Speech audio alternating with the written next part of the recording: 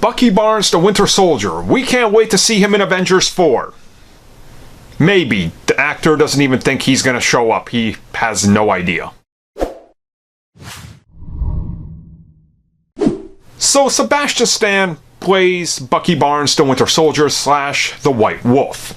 And you would assume he would know if he's going to be in the next movie, except he doesn't. Here's the thing. Recently he was in interviews, he was asked about his role in Avengers 4. He's like, look, I don't know. I shot stuff for a movie, but they never told me if it's for Part 1 or Part 2, meaning Infinity War Part 1 or Avengers 4, which at the time was called Part 2.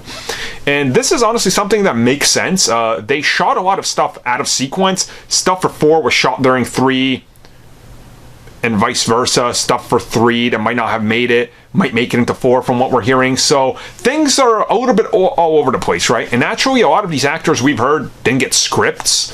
Some had no idea what was happening until the day of shooting. Some had fake scripts. Some were just told, stand right here, look, and this is what you say. Here's your line. Like, why? What is this? You know, so that's how they work. And honestly, Sebastian is kind of right.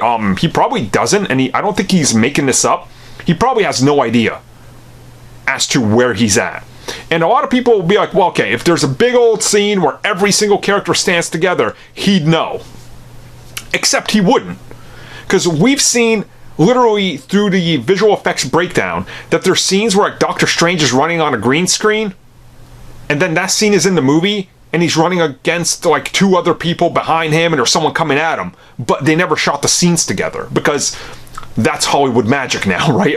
And they want to keep a lot of secrets. So honestly, I'm inclined to believe him that he probably doesn't know if he's in Avengers 4, because who knows, he might have shot a scene at some point, but they could also cut it, because let's be real, these movies at one point are like 8 hours long, and then you start cutting down the fat and trimming out, and you take out elements, so what you end up with is not using about 90% of the footage you shot, because being real, there's been so many different takes and so much stuff taken out that what you got is the final product, missing a lot of stuff.